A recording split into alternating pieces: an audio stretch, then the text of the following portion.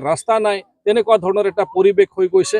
কিন্তু তেখেতসকলে এতিয়া কামবিলাক যিবিলাক আৰম্ভ হৈছে, কিন্তু কেইটামান জাগাত কাম বাকী আছে। তো সেই কামবিলাকতো আপোনালোকেও জানে, সকলোৱে জানিব যে একেবাৰত যিটো কাম মানে 77 ইয়াৰ্ছত যিটো হোৱা নাই, যিটো কাম আমাৰ ইয়াত BTC চৰকাৰে 17 বছৰত কৰিব পৰা নাই, সেইটো আমি 3 বছৰত বা 4 বছৰত একেবাৰে সব কাম কৰিব পাৰিম এনেকুৱা নহয়। কিন্তু আমাৰ অলৰেডি তেখেতসকলক কোৱা হৈ গ'ল যে মেক্সিমাম কাম অলৰেডি তেখেতসকলৰ হৈ আছে, ৰাস্তাও হৈ আছে, আমাৰ স্কুলবিলাকো হৈ আছে, অংগনৱাড়ী চেণ্টাৰ হৈ আছে।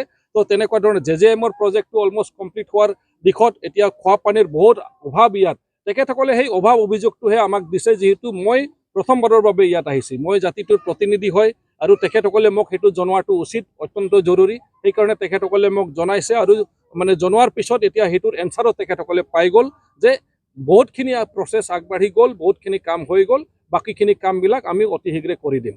হাগ্ৰামা মহিলাৰীৰ অমৰ বড়োক কৈ থাকে যে একো কাম কৰিব পৰা নাই বুলি কয়।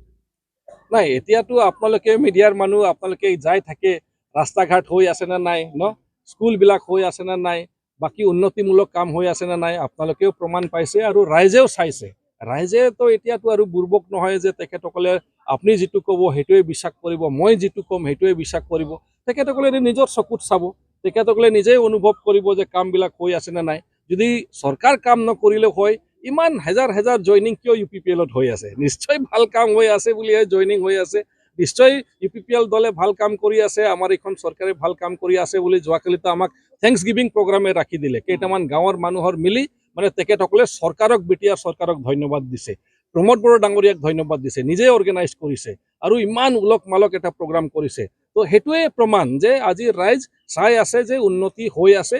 এইটো মানে হাগ্ৰামা মহিলাই যিহেতু নিজে গাদীত নাই, এতিয়া কি ক'ব, কিবা এটাতো ক'ব লাগিব, সেই বুলিহে কৈ দিছে। কিন্তু ৰাইজ আজিকালি বুৰ্বক নহয়, চব চাই আছে। ধন্যবাদ।